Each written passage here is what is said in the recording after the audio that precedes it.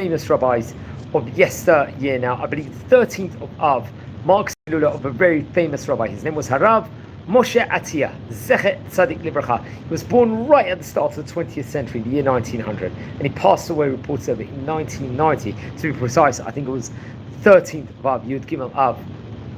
He was a great rabbi. He actually came from great rabbinic auspices. His father's name was Rabbi Yitzchak Machluf Attiya, very famous rabbi.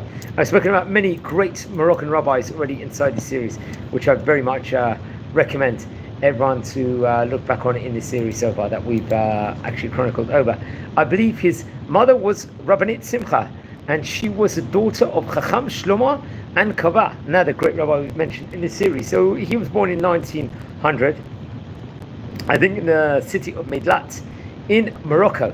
Sadly, I believe his mother passed away at a young age, and I think his father remarried to another woman at a later stage over there. He grew up with great amount of Torah and Yirat Shemayim, and at that point in time, I think there was a lot of Torah opportunity and a lot of learning going on in, let's just say, in Morocco, his various area in of itself.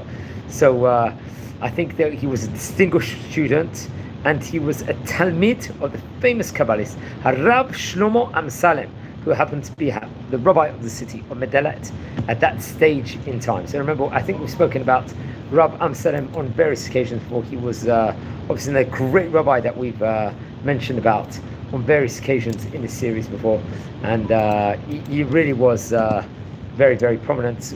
He was actually one of the first videos we actually recorded back in the day. I think Rav Shlomo Amsalem passed away in the year 1963. He was born in the year 1880, and he was author of various different Torah works, including the book called the Bnei Shlomo also. So we have to point that out. So he was a distinguished student of his, and he would get married. His wife's name was Marat Yesha, I believe. She happened to be the daughter of another famous rabbi, Rabbi Yechia Dahan, another great rabbi.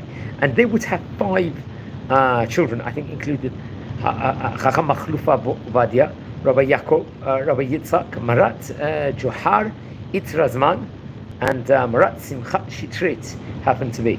And I think he got married at another time, at another stage.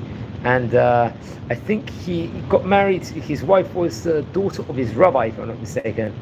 And I think his other's wife name was Marat Mazaltov, Rabbanit Mazaltov.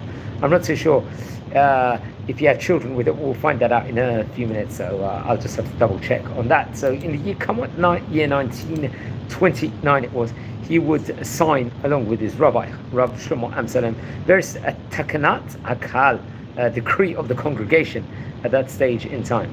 And afterwards, I think he would move to Meknes. Remember, Meknes had a very prominent, let's say, Torah academy over there in its day, and he would learn under the auspices of Rab Mordechai Amar over there. Then I think come at the year 1940, he'd be appointed through Rabbi Yoshua Berdugo, another great rabbi we've spoken about on various occasions before. I believe he was chief rabbi of Morocco, Rabbi Berdugo, and he would get appointed, I believe, to an important position, I think, in Medelat once again, and various other places. In 1949, he would progress, and more positions were, he would become the rabbi of the city of the Bedo, another great place over there, before he'd become part of the Chaver Bedin in the city of Ujda. He would be part of the Jewish court of that place. And come what 1952, the positions will increase. He'll be appointed a Diyan in the city of Taavirat, I believe, another prominent position. And back in 1956, he would once again return to Medelat, respectively, and he then, at that stage in time, he'll take the premiership of the city. He'll become the rabbi of the city. In 1963, his rabbi passed away, as we said before, Rabbi Shlomo Amsalem, and I think at that point in time, he had a close connection with another famous rabbi we've spoken about in the series, Rabbi Yosef Mashash. So he would talk about the great leadership that he had, and the greatness and the judgment he had, and how he excelled as a great rabbi with great sermons, let's just say, and really give him talk about the great wisdom and overflowing wisdom he had, understanding the da'at and knowledge and the chachma, and the Yirat Shemayim he also possessed. Now it's interesting that Rabbi Attiya would possess and raise many great students, his students, many great Talmidim, including his rabbi son, Rabbi Masud Amsalem, another rabbi I believe we've spoken about inside this series. He was a very great rabbi, Rabbi Masud Amsalem, and really excel within regards to Torah learnings and so on and so forth. So he would over there. Also another famous rabbi we spoke about, Rabbi Yitzchak Zino, another great rabbi of this series and of the Sephardic rabbis of yesteryear, and I recommend everyone to look into that also, and also look back at the video we did on Rabbi Zino. And he was in connection with many of the great rabbis of his generation. He was connectioning with, he was in corresponding with, including Rabbi Yosef Beshash, as we mentioned before, and the great Rabbi Meir Abuchatzera. Now, I think come what the year, it was 1967, the time period of the 6-Day War. He would actually go out, I think, and become, he would retire, I think, as a judge in the government's court, and he would then eventually, this would prompt him to make Aliyah to the land of Israel. Now, once he would get to Eretz Israel, he would live in Kiryat Gat, quite near to the place where I'm recording it at Bet Shemesh, over there. And he didn't want to, I think he was offered rabbinic positions over there, but he didn't want to take an official position over there. And I think he became very much part of the synagogue, the Brit Shalom place.